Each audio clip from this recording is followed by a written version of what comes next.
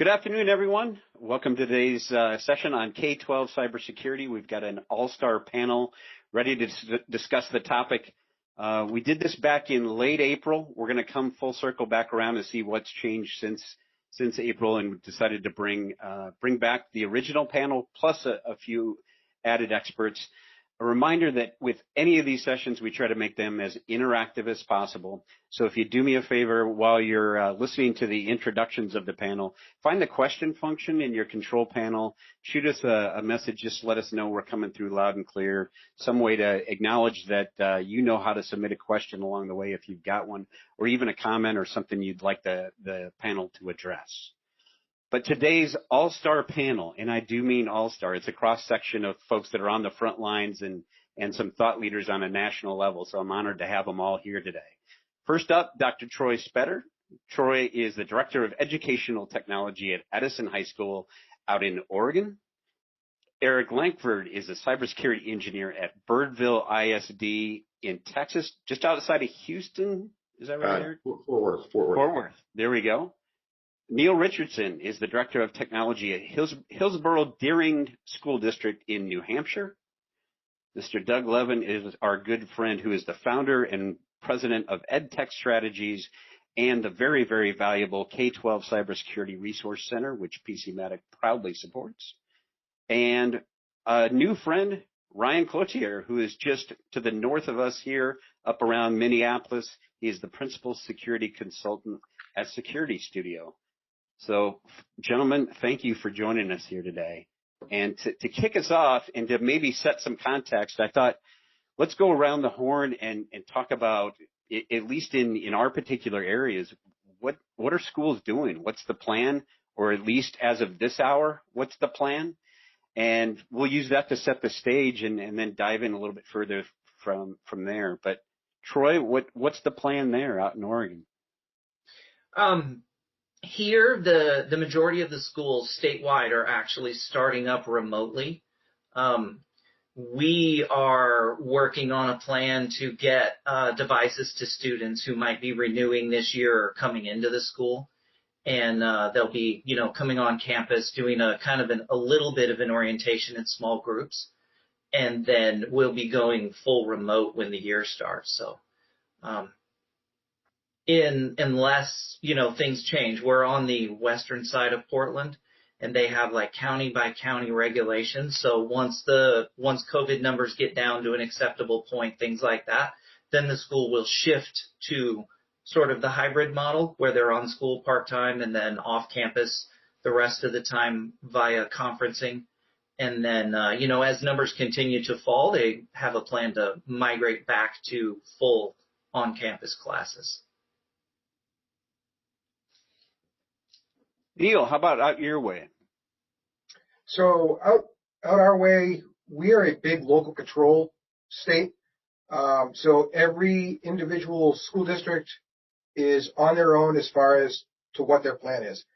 Right now, we're looking at a hybrid return. We've got a district just to our north that's doing a full return. And then we've got a district not far away that's doing a remote return at least until September. So we're sort of all over the map. Our hybrid looks like we've got splitting our students into two groups, an A group, a B group. They come into school for 2 days, they're remote for 2 days, but we're actually streaming our lessons. So the A group and the B group are getting the same instruction at the same time. They're just not physically in the school. Yeah. Eric? So Texas, like what Neil said, is it's similar in that we're what's called independent school districts. So all the districts throughout Texas kind of have the ability to do what they want. And so it is all over the map here. We've got schools that are saying, we've got schools that are delaying start until, say, September 9th. But when they start, they're going to start in person. But then we've got schools that are going to start their normal time, but it'll be 2 weeks remote or 3 weeks remote or so. I mean, here it's the same. It's all over the map. And, the district I work in specifically is, I believe 3 weeks remote to start, and then they'll go in person, or that's what they plan to do anyways. And we've had we've had changes almost weekly from the state of Texas and the local health organizations, that come out. And so it's been hard for the districts to really plan around that. Ryan, how about in Minnesota? You're 3 hours from me. I hope it's the same. I have a feeling it's not. Yeah, so our governor put out guidance that basically says it's relative to community transmission. So if your district's county region has transmission rates below a certain threshold, then you can operate at full open. And then it's a sliding scale from there. Most districts, our two biggest districts, Minneapolis and St. Paul, have opted to start remote, full remote, and they're running an AB schedule more akin to kindergarten. So AM and PM shifts. So half-day physical presence for the students. In order to accommodate proper social distancing, they are going to an AB schedule during the day and an AB schedule during the week, so that they can, because they have to maintain one of the bits of guidance put out by our state government is you cannot have crowded classrooms. You have to have 6 foot of distance. There's very aggressive cleaning protocols. All these things take time and cause disruption. So a lot of the schools said, wow, that's really complicated to implement. Maybe it's easier if we just start the year full remote, kind of pick up from lessons learned of ending last year, and see how this plays out. Right now, our numbers are going up, but our hospitalizations are stable or declining. So I think a lot of people are in a limbo moment where they're going to do what they can. But the goal is to try to get back in person, because we know that remote learning just isn't the same, just like remote life, right? Zoom meetings are great, but in person is always better. So I think everybody's kind of looking at Minneapolis and St. Paul to see what they do, because they're the two biggest. And then the really rural districts are like, forget it. We're just going to go full distance learning, or we're going to start partnering with neighboring districts that have better infrastructure. Because the further away from the metro you get, the more you start getting into equity and access issues. And we don't want to create an unfair environment. So there seems to be a lot of movement towards, can we collaborate? Can we partner? Does it make sense to do this out of maybe one of the rural universities that has better infrastructure? So they're kind of toying with that. And the other concern is the buses themselves. And how do you adequately social distance transportation and dealing with those transportation costs? So I believe the technical term is hot mess. Man, I think you're right. Doug, how about locally where you're at? Yeah, so I'm in the D.C. area, right, bedroom communities to D.C. A hot mess is a great description. My understanding, and actually I no longer have kids who are K12 aged, is that most school districts were planning to go some version of hybrid until about a week or so ago, and the major school districts have shifted to be online only to start. So there was a lot of consternation in the community when they announced hybrid. In some cases from the teachers who didn't feel like their safety was being paid enough attention to, and they weren't being prepared well enough. In some cases from parents, that has caused these school districts to make this rather quick change, which then upsets other parents. There's a big controversy actually in Fairfax County right now because some of the parents are self-organizing into these things called learning pods that some people have started to talk about, and the school district is concerned about equity in those circumstances, but has not been particularly supportive of parents going down that path, which again also creating its own sets of controversy. Just in our own family, I've got 2 kids in college, both in the state of Virginia. Schools are handling it completely differently. And honestly, it feels like they're not in a position that's much better than K12 schools. I think they've been working pretty hard to make sure that parents pay or kids pay their tuition, get them on campus, and then once they're there, everybody's expecting big changes, frankly, in pretty short order, because they expect the incidence of transmission to go up, and then they'll maybe making changes. Well, I think Ryan will chalk up the quote of the panel so far about this being a hot mess because I can tell you personally, I felt it. I've got family members that are educators, a daughter that teaches second grade, a sister that teaches third grade. They're within 10 miles of one another and are both dealing with vastly different approaches to how they're going back, and still have school boards trying to sort it out as we speak. So I don't envy any of the educators that are trying to pull together lesson plans or plans for the upcoming year, because it is still in motion. And unfortunately, that means our friends Neil, Eric, and Troy are at the mercy of whatever comes up there. When I looked back and we first got the panel together on April 28th, which was about 30, maybe 45 days from when the pandemic was officially declared a national emergency, I thought, at that time, maybe we had a pretty good handle on where this thing was headed. I think now we know we truly didn't. But I'm going to put Doug on the spot because I pulled a quote out of an article from Wired where Doug was quoted saying, in the race to set this all up, everything was built on rubber bands and toothpicks. And things are still fluid. Now, I realize Doug isn't referring to highly skilled professionals like Troy and Neil and Eric. Their schools are the exception. But I will pose the question back to our folks on the front lines. And Eric, I'll start with you. Since April 28th, when we last talked, what's changed in your strategy of how you wanted to approach the fall? Or have you been able to even develop a strategy knowing that it is still so fluid? Well, are we talking cybersecurity or are we talking education in general? Let's talk cybersecurity. That's ultimately the meat and potatoes here. So there really hasn't been much change from our side. We had already been doing some things before. Like Chromebooks was one of the big things we had been doing before COVID started, deploying Chromebooks to everybody. And so that in some ways puts us in a pretty good spot. But we really haven't done much. And quite frankly, the focus has not been on security. It's been on how do we figure out all the other stuff going on? It's unfortunately security has kind of taken a back seat to everything else, which I understand, I get it, that and especially with public school districts, because you're paid by the number of students you have in a seat. And that's still the primary focus is how many students are we going to have so that we can have money to support the students. Unfortunately, that's the nature of public education.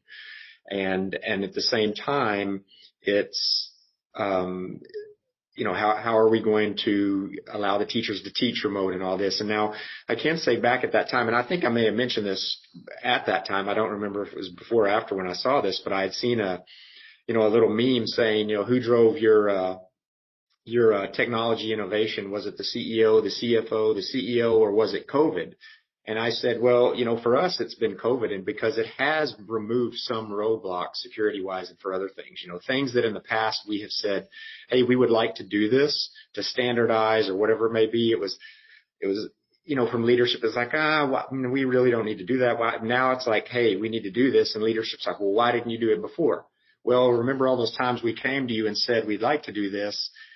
So it has removed some roadblocks, but I think it's just been so difficult for schools to get because they were just not prepared to do remote learning.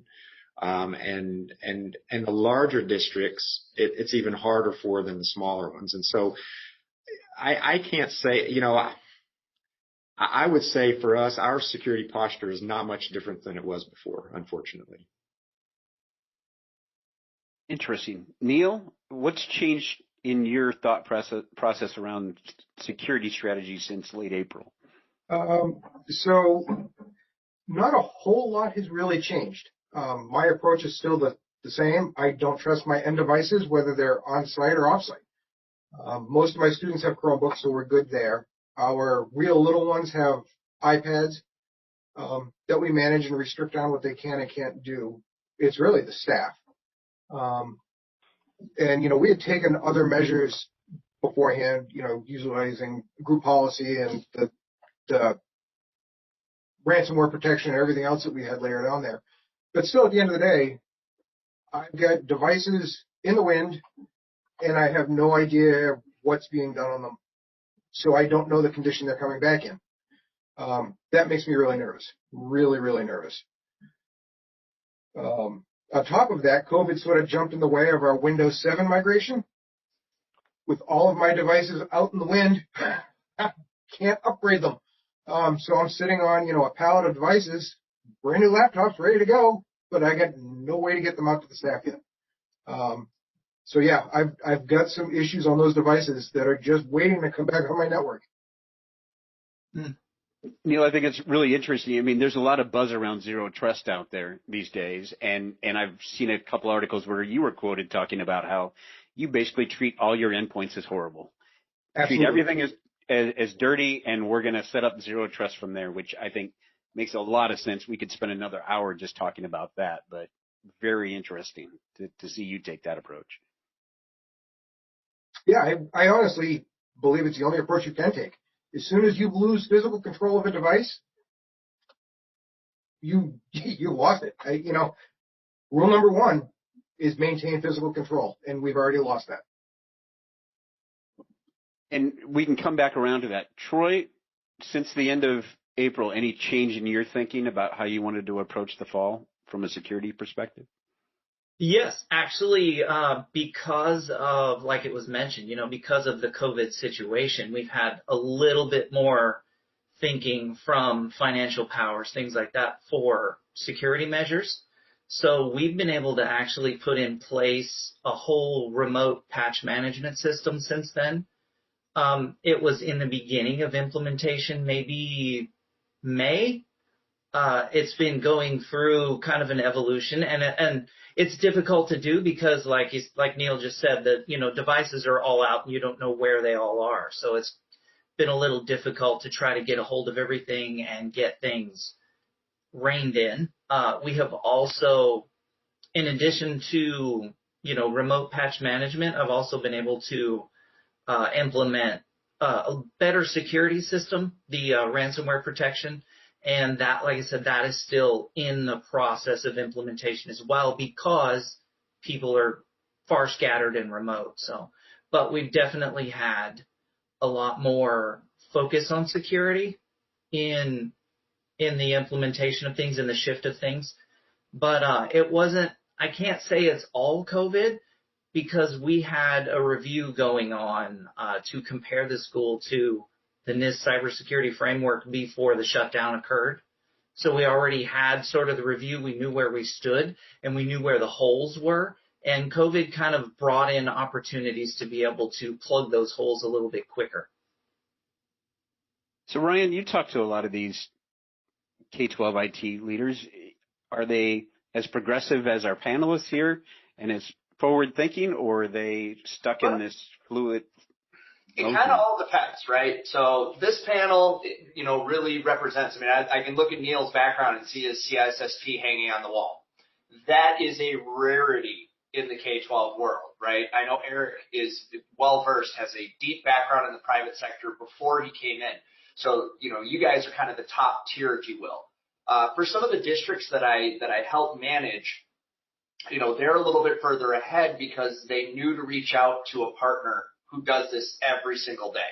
The districts that don't have a bona fide security partner involved in their planning and their strategizing, well, they're just grabbing whatever blog had the best clickbait title for what to do. And, and it's sad, but it's true. And I feel for them. That's why I do this work, is because I don't think there's enough bona fide, legitified, licensed security pros out there saying, okay, I get it. You can't do everything, but let's get a little mobile device management in place. Let's start restricting some traffic, because the reality is the biggest risk to all districts this year as we return to remote school is the bad guys have been infecting devices left and right, waiting for that bridge. So the home network now connects me to 3 corporations, 2 schools, and the bakery. Never before have we had that level of concentration of crosstalk network traffic available to go after. It's always been onesie twosie. I'd have to hit your firewall. I'd have to hit their firewall. Well, now I have a consumer router at home that's 10 years out of date, is known to be full of infectious code, and the bad guys know this too. So my big worry is that you're going to see a lot of disruption to individual student learning. You're going to see students that can't get online to compete or to take the coursework because their home environment's being knocked offline because the bad guy's trying to use your 10 gig fiber to route his Bitcoin scheme. And that the laptop that has the infection, because, Chromebooks, they're not impervious to infection, but it's rare and infrequent. But mom and dad's super infected work computer that's been all around the world, that thing's just waiting with these new variants of ransomware. The other thing that worries me that I'm teaching these districts about is the bad guys have changed tactics. They're now doing long game, or what I call crock pot criminal work. It's slow cook. They're not doing smash and grab as much as they used to. Now they're infecting your environment and they're waiting weeks or months before they trigger the ransomware. So some of the challenges we have, and Eric has actually taken this on through his K6 initiative. Doug is doing a lot of things with the resource center that's available to everybody. But part of the concern is that, they're going to start offlining the kids as individuals. And then you as the corporate network, as the district network, really don't have any means to affect that home connection.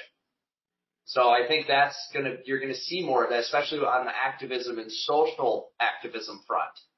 The protests in the streets will soon move to online actions. And I think you have an entire generation of kids that are hungry to do something, and maybe they don't have a protest to go to in their community, but they are desperate to take action. So I think you're going to have a higher degree of curious students that start to exercise some of those hacktivism things. And you guys know how hard it is to manage those kids when they're in the building. So you can imagine trying to manage them when they're out of the building. So that's kind of the themes I'm hearing and trends that I'm seeing. And the rural district, they need help. They need a partnership, whether that's a bigger district, whether that's a university, whether that's something like the K6, right? Whatever that is. But it's kind of on us as the leaders in this space to start reaching out, extending our hand to them. Hey, did you know that in Michigan there's a cyber core that you can get involved with that'll help you navigate incidents when they occur? Did you know that ISC Square makes all these resources available to help you? There's guys like us on the panel that are here to help you. So I think that's a big part of the conversation that we need to be thinking about, especially since parents are going to look to us for answers. They're going to be, I've got teacher friends that are having the worst conversations they've ever had. They're like, look, we're trying to protect ourselves, our kids, and your kids. And all you're doing is yelling at us because quarantine sucks. I'm sure you guys are hearing that too. I'm sure you're seeing those emails from the parents. I'm demanding to know what's going on. Look, dude, we're not even sure what's going on. I definitely can't give you an official district position. And Ryan, I want to come back to the parent issue. Doug, I mean, what Ryan led off with there is something I think you've commented on a few times is this is a problem lying in wait. And it was just a matter of time for this to roll back around and these systems to be plugged back in. And want to talk about that some? Yeah, right. I mean, well, and I think we're starting to see that. I mean, schools are starting to go back in session, some in person, some hybrid, right now, right? So this is a time of year where I think people should be very careful. They should have their eyes open. They should be watching monitoring their systems and their logs. In part because the malicious actors also know that this is a very high leverage time. This time last year, was it last year even when Louisiana, was that last year or the year before? Last year. All right. So, I mean, last year across the state of Louisiana, some malicious actors deployed malware specifically against school districts right before school was scheduled to open. And it put schools in a really, really tough situation where they could not afford to be offline and away from their systems. And it involved, it ended up getting the governor involved and the National Guard and bringing in serious law enforcement resources for them to deal with that issue. So there is some evidence to show that the bad guys know that this time of year is one that is high leverage point in sort of extorting school districts, other public agencies. I did just look. I was curious, Corey. I did just look since our last conversation, and I've identified nearly 90 additional incidents since the last time we spoke. So a couple of significant ransomware incidents. A majority of the incidents are data breach related. Some of that has to do with the ARIES student information system, which is quite popular in California. There was a cluster of KIPP schools that had exposed some data on a GitHub repository by mistake. There was an issue with a school district out in Washington with their Constant Contact that had gotten, email marketing system that had gotten compromised. It's shocking to me, but the Zoom bombing incidents continue. To this week, they continue to happen. And, interesting, the reporting on some of those stories is that it wasn't that there wasn't, that the meetings weren't locked down, properly. There was a decision from administration to not lock them down, to ensure the widest possible participation from the community. And so they were warned that that might cause a problem. And indeed, a problem arose. Some pretty heinous images were shown. They had to shut down the meeting, and it created a big to-do. But it really speaks very, I think, pointedly to the challenges that school administrators and IT leaders in school districts are facing now, which is we have to provide access. We have to communicate, particularly in this time when everybody is distant. But then if we put up too many hurdles, it costs too much money, it takes too much time, it's too inconvenient, and you know what? Maybe we'll just roll the dice. Or we have no choice but to roll the dice. And some are getting burned.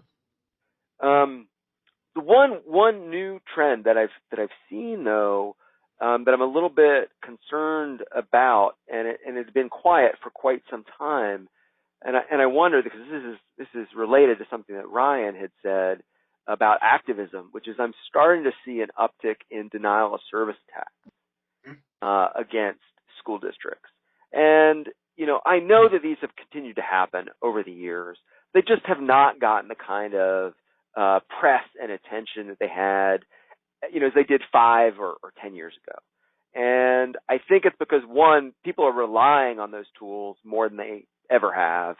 And they're not, school districts that hadn't worried about it before are really not prepared to deal with these sorts of incidents.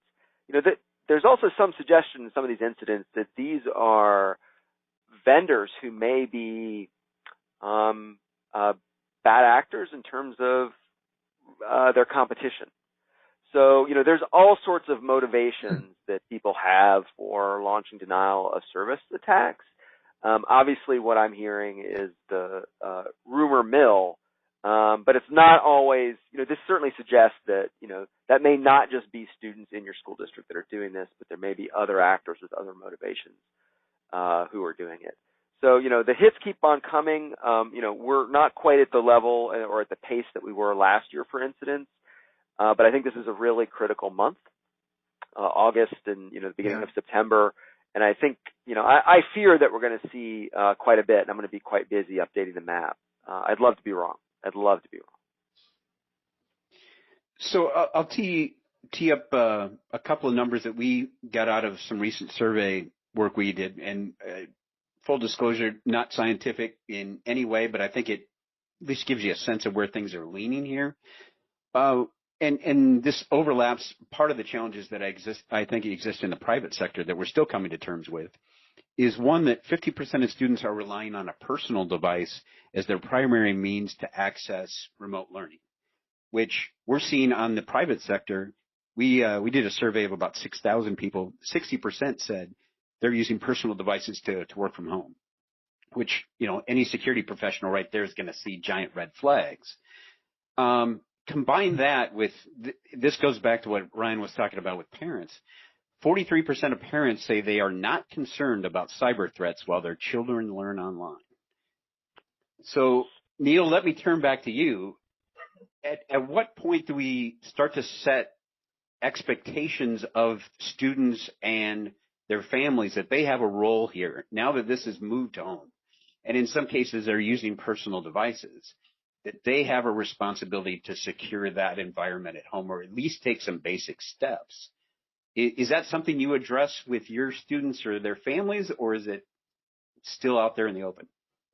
It's sort of out there in the open. However, when we first went full remote, we had about 6 families with Linksys routers that got that ransomware message.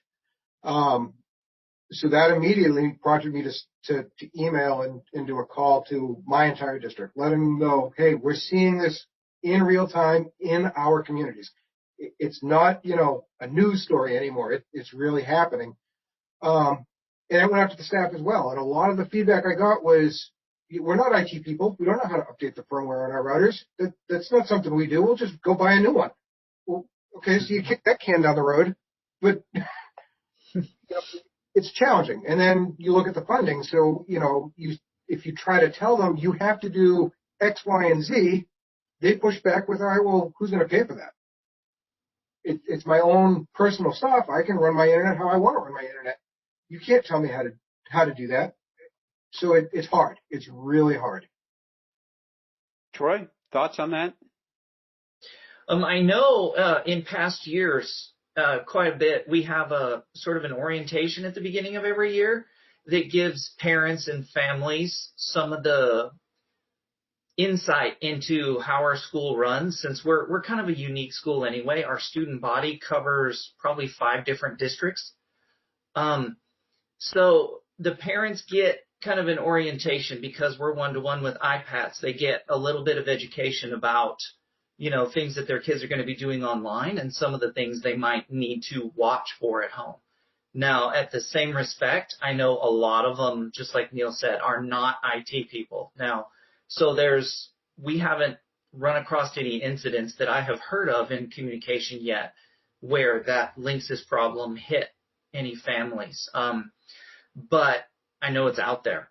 I know it's out there. I know it's going to be an issue, especially I'm figuring September is going to be the month to watch just because everybody will be ramped up and starting to go, and it'll be the month to really, really keep an eye on things. So my money's on November. No. Eric? Well, so my thing is the inherent problem, and this goes across not just education but everything, is security mindset. We do not educate people with a security mindset, and that is the biggest issue. Until we start doing that from the lowest level all the way across, and education's a couple of things. North Dakota implemented an excellent program called K12W, and it's basically cyber education from kindergarten through PhD and workforce. So anybody is going to take cybersecurity awareness classes, not just, fish training and things like that, but they are going to actually be doing classes when they go to school. And I think that is until we change the mindset of people, like what Neil was talking about, where people say, well, what's the big deal? Why do I need to do that? Until people understand the importance, we're going to have those issues. And one of the things I'll bring up that is in some ways focused on this is a cyber moonshot, which Corey, I know you attended.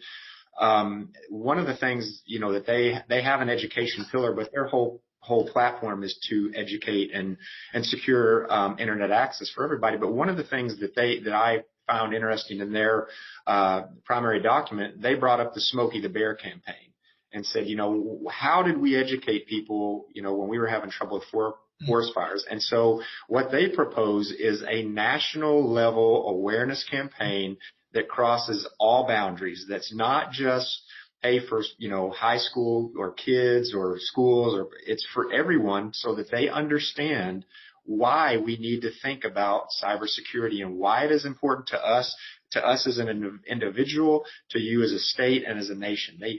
People need to understand that, and I think that's the biggest problem we have right now. Ryan, to come back to the parent thing, and these aren't IT people, I've made this point in other panels, and this is part of my concern. At the outbreak, we got any number of requests for chambers of commerce and other organizations. Hey, come out and present on the safest way to work from home.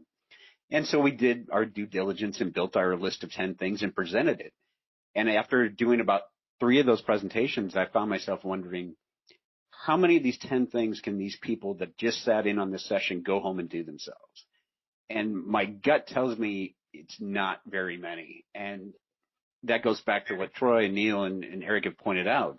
These aren't IT people necessarily. No. So do we need to change our expectations of what we can expect from them to support the cause here? Well, and what we need to do to support them. So you actually touched on my hot button passion issue. So I spend every waking moment working on the problem of how do I get people to go from scare to care? How do I move them from not my problem, not an IT person, to, oh, this is my digital life, and this is about physical safety, and I need to protect myself physically. I need to keep my house from starting on fire because I bought a new smart charger. Oh, my oven, my toaster, and my grill got into a fight. Now my party's ruined because the update froze and I can't use my appliances. And this stuff is happening. Twitter is full of people who bought this new fancy Weber that went to go do an update and caxed out halfway through. And now you can't even start the grill. Right? You want to see me get upset. Let me not be able to start my grill 10 minutes before the food's due to go on. So I think we are moving to a time where it's going to become more tangible and real. The problem I think we have is that security is an ethereal concept. And even the smartest folks will sit and debate the definition. If I say, what is information security? I'm going to get a different answer out of all of us. Well, if we can't get on the same page, we're never going to get them on the same page. So a couple techniques that have worked well, and I sent you guys links in the chat so that you have them, is creating documents that look just like the stereo instructions or TV instructions when you buy a new device. It's stick figure, it's picture-based, it's step 1, step 2, step 3. I don't need people to be experts in IT. I do need them to be able to follow a couple of simple steps. And so I think we as the practitioners and professionals, the obligation is squarely on our shoulders to stop being technical when we're engaging these folks, start getting personal, if it's an elder person, it's about smart medication bottles. When it comes to the kids, one of the big things I'm talking about right now is, are you sure that that's the teacher informing your child, right? We have this, you guys are aware, there's a misinformation, disinformation situation on the internet right now, globally, and kids are being manipulated by nation states. That's really what this TikTok debate is all about. Yeah. It's less about what data got collected and more about what's being fed to them. What type of, longer term impact, what behaviors. And when I talk to parents about digital behaviors outside of cyberbullying, that's an important topic. But when I start to say things like, are you sure that your kid's going to be able to tell real from fake? Well, wait a second. That's a problem? Yes, that's a problem. Okay, now I'm engaged to learn more.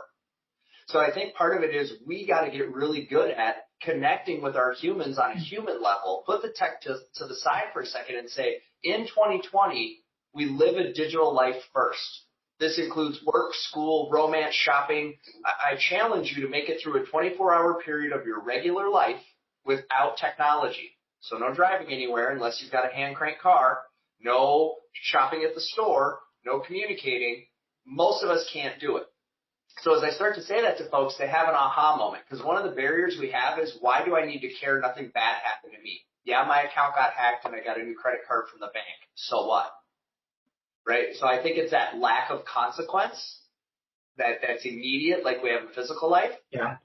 So that's kind of the approach to working with the parents, because the reality is they're already stressed out. We live in a 10-second world. And then when I finally got you to give me 10 seconds of attention, I started off with, well, let me tell you about vulnerabilities.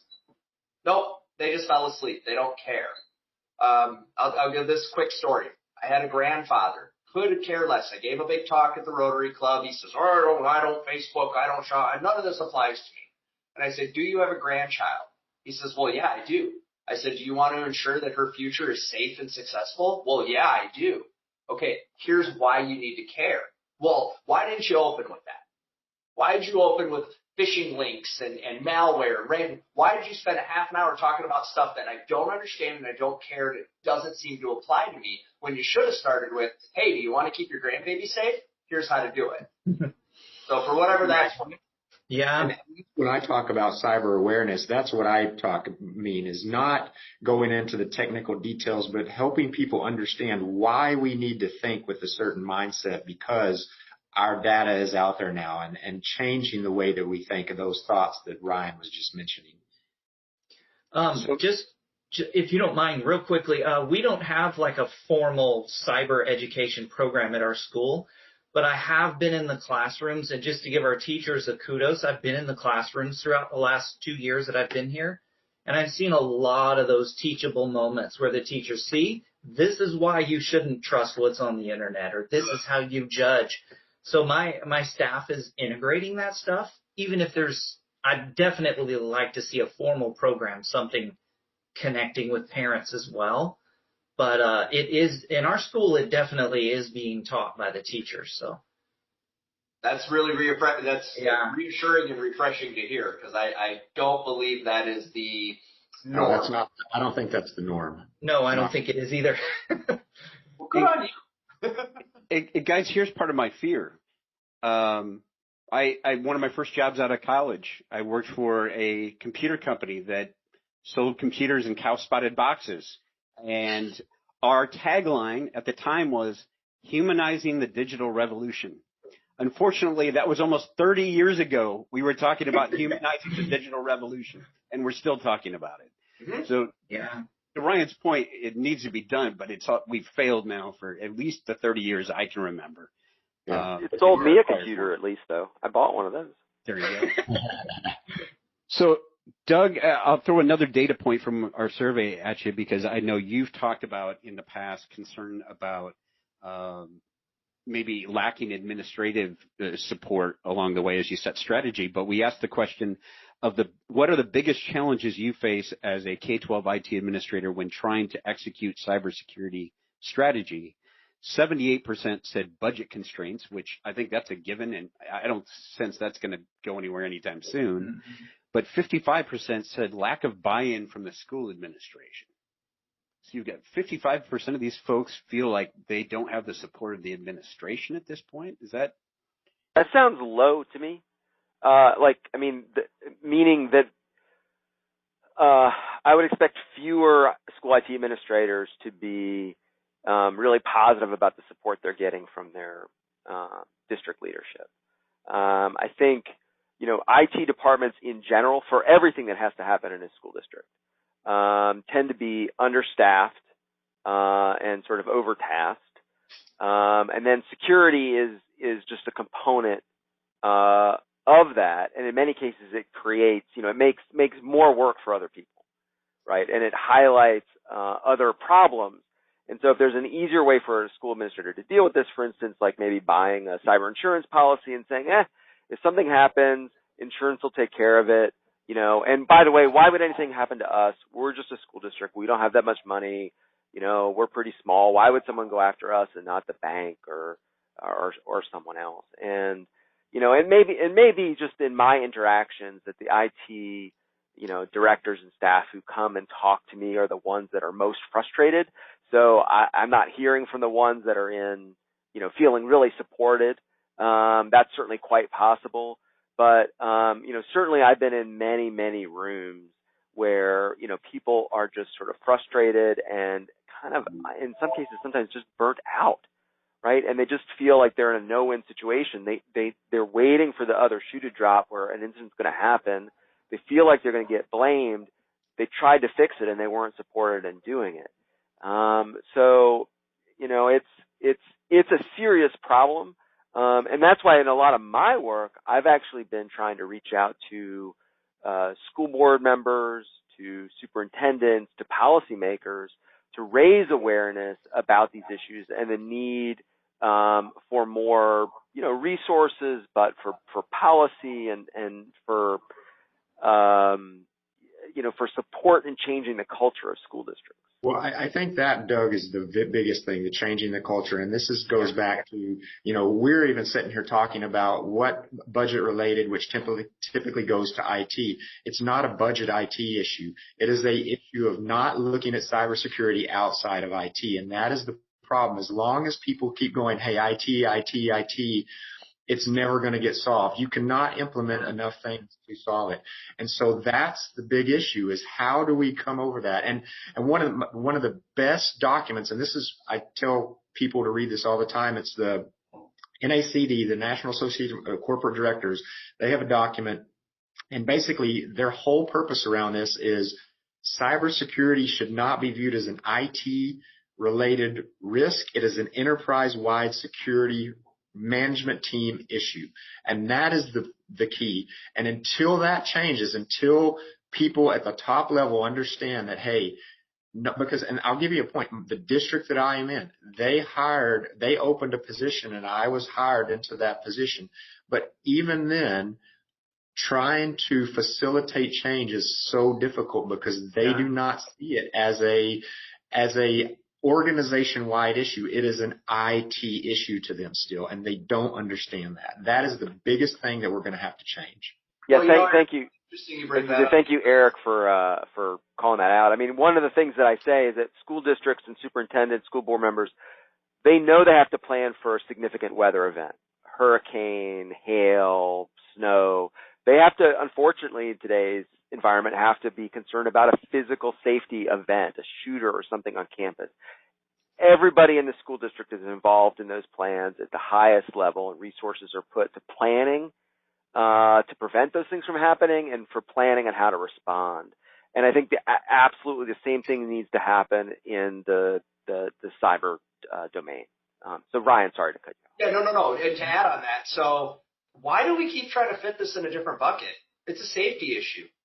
Yes, exactly. Why are we even attempting to put this in a separate bucket? I think that's one of our greatest failures as an industry, is not going back and saying, wait, I have funding for safety. I have unilateral community support for safety. I have protocols and teams and processes in place for this. Hey, new type of threat, not, let me take you over to the different side of the world and try to explain all this. No. This is about physical safety. And we know this. Matter of fact, we had a district, and Doug, it's on one of your reports, had a ransomware event that resulted in the kids going home because the door locks wouldn't stay locked.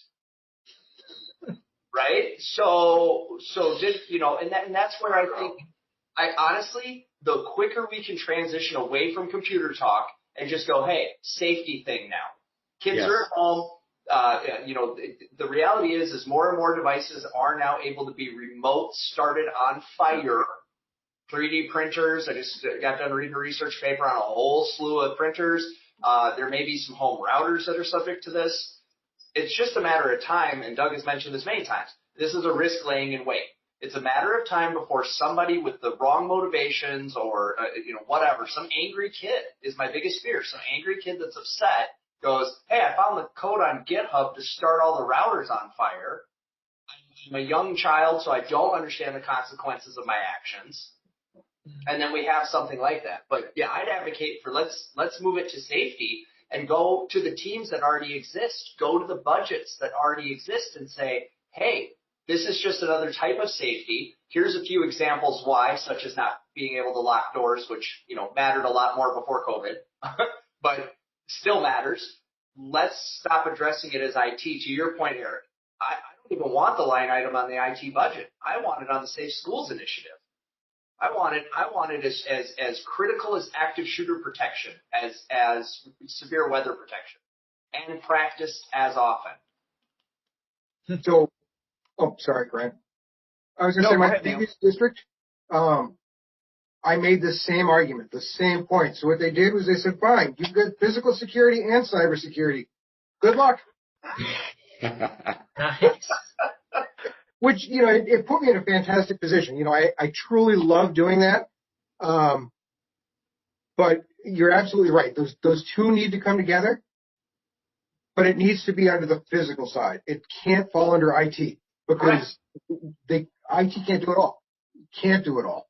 Well, and we're getting to a point where we need partners, which is why it's so cool to see some of the initiatives that Doug and Eric are working on, because the reality is this is super specialized work. And unless you can have the time and the desire to go get assists, or unless you can employ this talent, when you need it, your time clock's already gone. By the time you need an expert to come in and clean something up, it's probably a huge disaster. So being able to partner with organizations that will take care of the monitoring. Nobody, as far as I know, you guys don't monitor your burgle system. You have that done by ADT or whoever your local security monitoring company is. It's not like you're walking around with a pager and every time the motion detector goes off. We need to do the same thing when it comes to security operations. There needs to be a happy medium of some of this is just beyond education, and it needs to be dealt with by the folks that deal with it. Same thing for fire, right? We train everybody where the fire extinguisher is, but I promise if the flames are too big, we train them to get the heck out of the building and call in the professionals.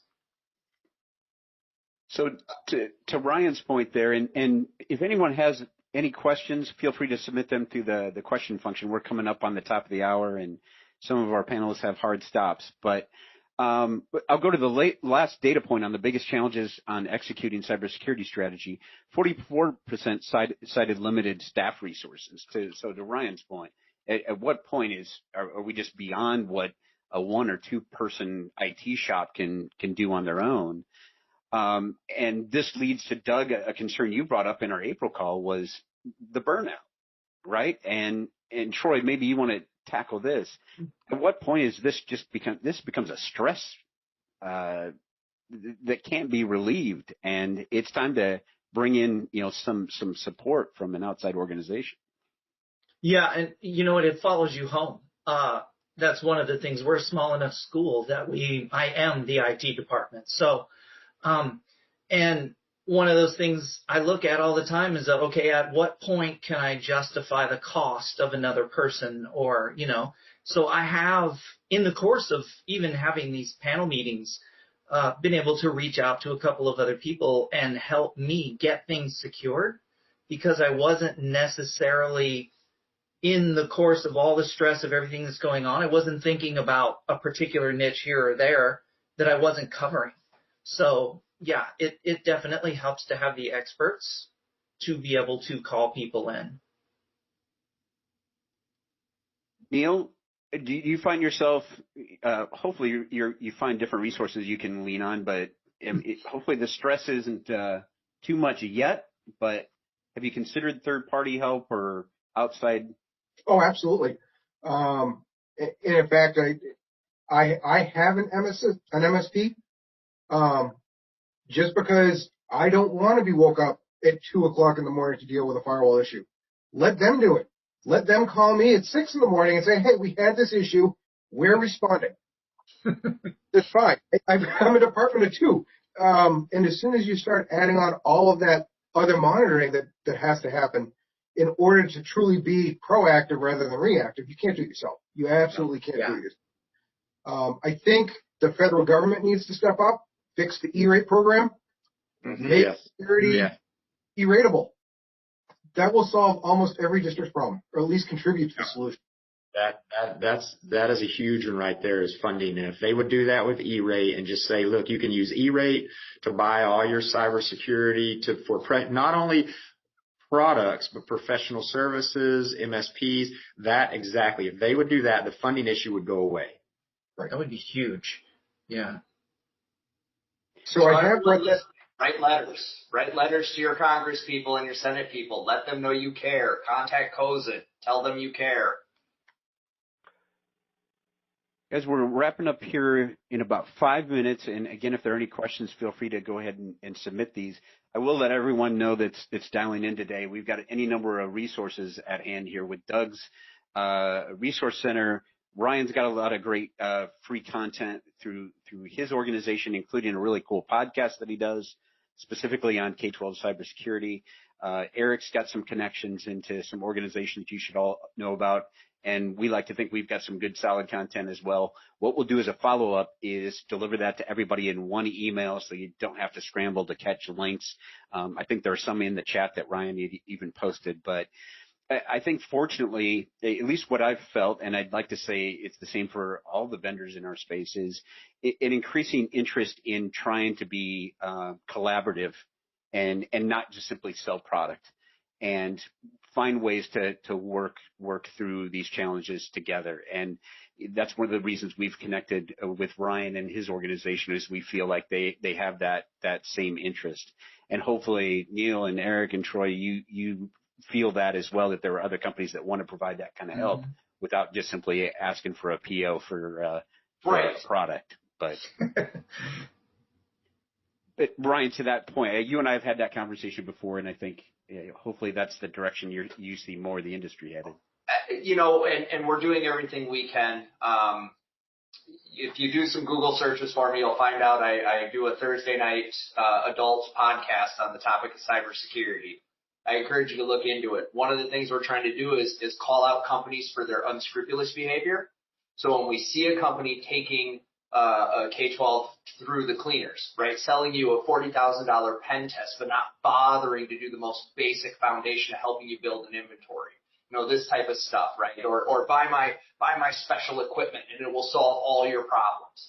So we're starting to put pressure on them to say, no, that's not the right way. And working with you, Corey, and the work that PCMatic's doing, and all the work that, Doug and Eric and just different groups that are doing things, we're trying to say there's a group of us out here that care about you, that want to help get things better for you. Yes, there might be some money involved somewhere. Yes, it's a business relationship at some point, but first and foremost, we're here to help. And if an organization isn't putting themselves first to be there with you, to be in the fight with you, it's just sign this PO, thanks for the money, and good luck. I think there's a trend growing where people are fed up. I think a lot of really poorly worded emails went out during COVID and said things like, so are you preparing to return to school? Let's see, that's all I've done for the last 6 months while I'm sleeping. So thanks for your crappy email. So I do think that's a trend. What I think that we can help as leaders in this space is to help educate those that maybe don't know what are the right questions to be asking a vendor before you get into business with them. How do you vet them to know whether or not they've actually got your best interest at heart or only their bottom line? I want to put in one more plug for a piece of content that'll be hitting here soon that ties to, Neil, what we had discussed with Zero Trust. We had a really fascinating conversation with Dr. Chase Cunningham, who's one of the principal security analysts at Forrester around Zero Trust today. I had a really great conversation with him that we'll publish out on LinkedIn and all of our social media platforms later today. But I think it easily translates into what we talked about just briefly about how Zero Trust is a good organizing theory for how to approach some of the school's security challenges. I'm going to give Doug, you the last word. If you want to put a plug in for the site or the report that we proudly support as an organization. Again, we'll make sure everybody's got links to it, but if you want to talk a little bit about what you're doing. Yeah, sure. So the K12 Cybersecurity Resource Center, it's available at K12cybersecure.com. It is a free resource available to all comers with news and information related specifically to K12 cybersecurity issues. It is vendor neutral, and it is also the home of the K12 Cyber Incident Map. And what this is a collection of a publicly available collection of every publicly disclosed cybersecurity incident that has affected a K12 school in the country since 2016. There is over 900 incidents on the map right now. And I think one of the things that we've learned, that I've learned over the years certainly, is that many people in school districts, understand the risks that they're facing. I certainly in IT, but they feel like they're the only ones, and they can't talk about it. They don't want to talk about it. And, clearly they must be doing something worse than other school districts who aren't experiencing these problems. And I think what's really going on has just been a lack of information about how prevalent these issues are and how widespread these challenges are.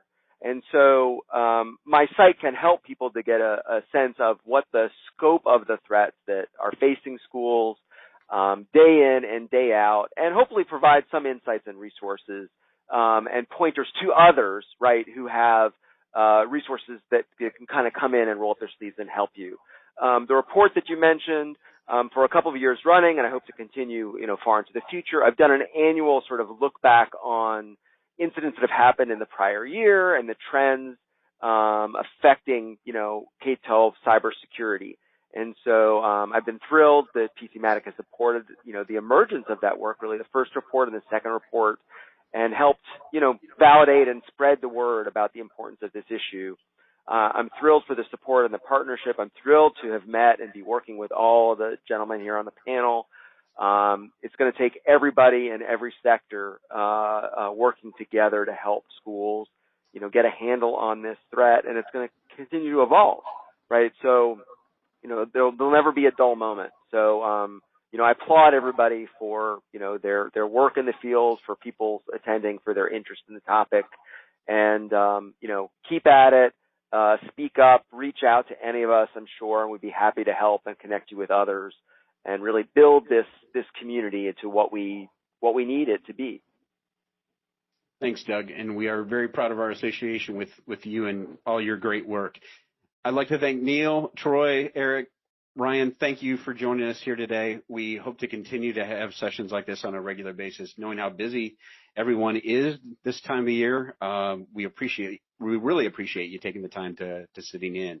So with that, I will just suggest we all work as hard as we can to address the hot mess that Ryan put us in with here today. But thanks everybody for joining, and everyone be well.